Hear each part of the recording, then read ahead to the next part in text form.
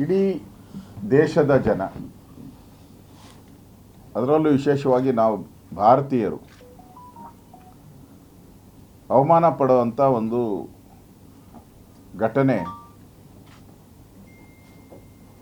ಕಾಂಗ್ರೆಸ್ ಪಾರ್ಟಿಯಿಂದ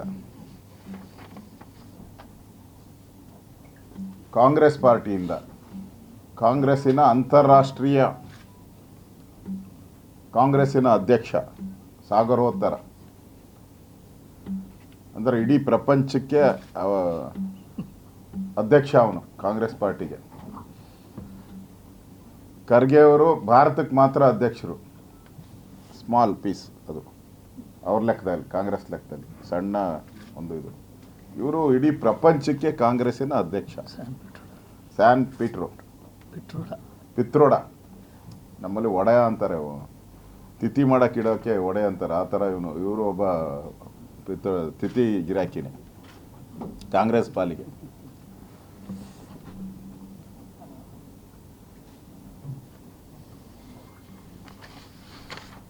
ಒಂದು ರೀತಿ ದೇಶವನ್ನು ಒಡೆಯುವ,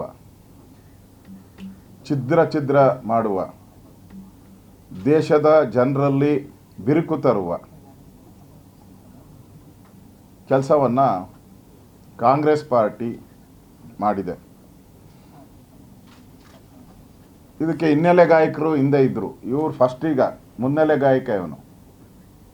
ಹಿಂದೆ ಹಿನ್ನೆಲೆ ಗಾಯಕರಿದ್ದು ಡಿ.ಕೆ.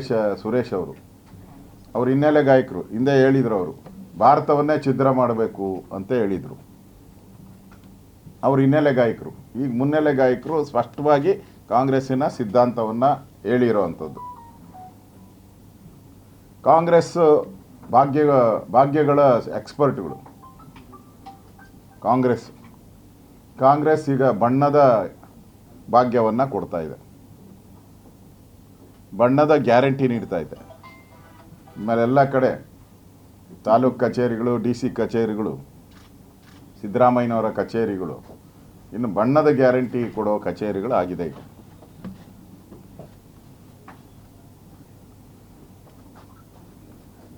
ಹಿಂದೆ ಈ ವರ್ಣಭೇದ ನೀತಿ ವಿರುದ್ಧ ಇಡೀ ಪ್ರಪಂಚದಲ್ಲಿ ದೊಡ್ಡ ಹೋರಾಟ ನಡೆದಿದೆ. ಜನಾಂಗೀಯ ಗಲಭೆಗಳಾಗಿದೆ. ಸಾವಿರಾರು ಜನ ಈ ಜನಾಂಗೀಯ ಗಲಭೆಗಳಲ್ಲಿ, ಬಣ್ಣದ ಜನಾಂಗೀಯ ಗಲಭೆಗಳಲ್ಲಿ ಸಾವಿರಾರು ಜನ ತೀರ್ಕೊಂಡಿರುವಂಥದ್ದು ನಮ್ಮ ಕಣ್ಮುಂದೆನೇ ಇದೆ.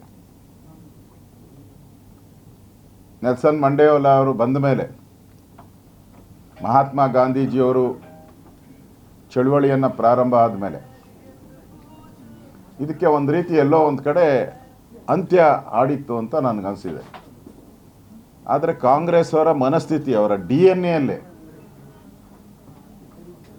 ಈ ಬಣ್ಣದ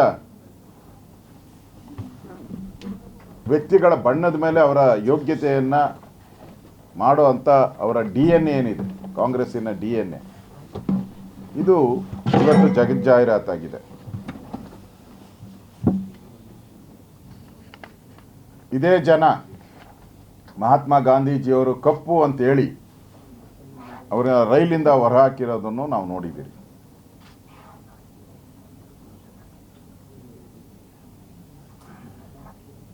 ಈಗಾಗಲೇ ಅವನು ಸ್ಯಾಮ್ ಪಿತ್ರೋಡ, ಅವನೊಬ್ಬ 420,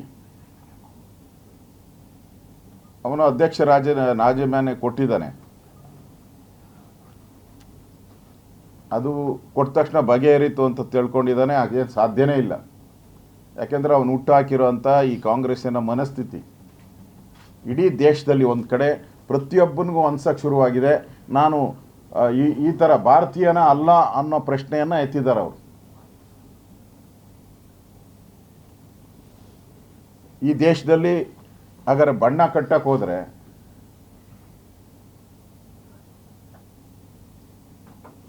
ನಮ್ಮ ದೇಶದಲ್ಲಿ ನಾವು ಕರ್ನಾಟಕದಲ್ಲಿರೋವಂಥವ್ರು, ವಿಶೇಷವಾಗಿ ದಕ್ಷಿಣ ಭಾರತದಲ್ಲೂ ನಾವೆಲ್ಲ ಆಫ್ರಿಕಾದವರು ಅಂತ ಹೇಳಿದ್ದಾನೆ.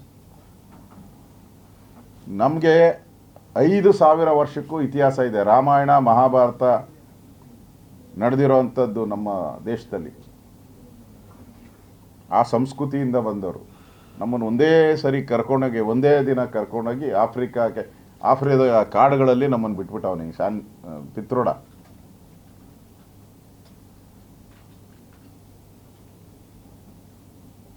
ನಮ್ಮ ಬಣ್ಣದ ಮೇಲೆ ಇವ್ರು ತೀರ್ಮಾನ ಮಾಡೋದಾದರೆ ಹಾಗಾದ್ರೆ ಇಲ್ಲಿ ವಾಸ ಮಾಡೋವಂಥ ಕರ್ನಾಟಕದಲ್ಲಿ ವಾಸ ಮಾಡೋವಂಥ ಒಕ್ಕಲಿಗ ಇರ್ಬೋದು, ಲಿಂಗಾಯತರು ಇರ್ಬೋದು, ದಲಿತರು ಇರ್ಬೋದು, ಹಿಂದುಳಿದ ವರ್ಗದವ್ರು ಇರ್ಬೋದು,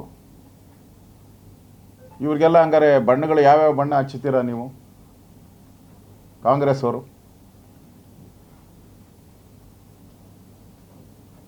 ಸೋನಿಯಾ ಗಾಂಧಿಯವರು ಇಟಲಿಯಿಂದ ಬಂದವರು. ಕಾಂಗ್ರೆಸ್ ಅವರು ಹೇಳ್ತಾರೆ ಅವರು ಭಾರತೀಯರು ಅಂತ ಒಪ್ಕೊಳ್ಳಿ ಬಲವಂತ ಮಾಡ್ತಾರೆ ನಮ್ಮ ಮೇಲೆ, ಒತ್ತಡ ಏರಿದ್ದಾರೆ. ಹಿಂದೆ ಉಮಾಭಾರತಿ ಅವರೆಲ್ಲ ಹೋರಾಟ ಮಾಡಿದ್ದಾರೆ ಇದ್ರ ಬಗ್ಗೆ, ಅವರು ಪ್ರಧಾನಮಂತ್ರಿ ಆಗೋ ಸಂದರ್ಭದಲ್ಲಿ. ಈಗ ಸೋನಿಯಾ ಗಾಂಧಿ ಅವರನ್ನ ಯಾರು ಅಂತ ಅವ್ರು ಹೇಳ್ಬೇಕಲ್ಲ, ಈ ಪಿತ್ರೋಡೆ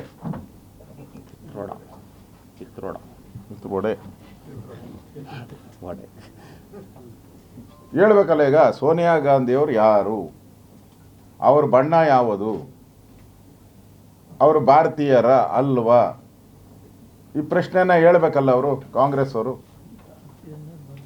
ರಾಹುಲ್ ಗಾಂಧಿ ಯಾರು, ರಾಹುಲ್ ಗಾಂಧಿ ಯಾವ ದೇಶದಿಂದ ಬಂದಿದ್ದಾರೆ? ಪ್ರಿಯಾಂಕಾ ಗಾಂಧಿ ಒಡೆಯರನ ವಾಡ್ರಾ, ಎಲ್ಲ ಒಡೆಗಳೇ ಹೆಸರು ಇಟ್ಕೊಂಡವ್ರು ಇವರು ಎಲ್ಲಿಂದ ಬಂದವ್ರೆ? ಇವ್ರು ಯಾವ ದೇಶದವರು? ಗ್ಯಾರಂಟಿ ನ್ಯೂಸ್, ಸುದ್ದಿ ಖಚಿತ, ನ್ಯಾಯ ನಿಶ್ಚಿತ.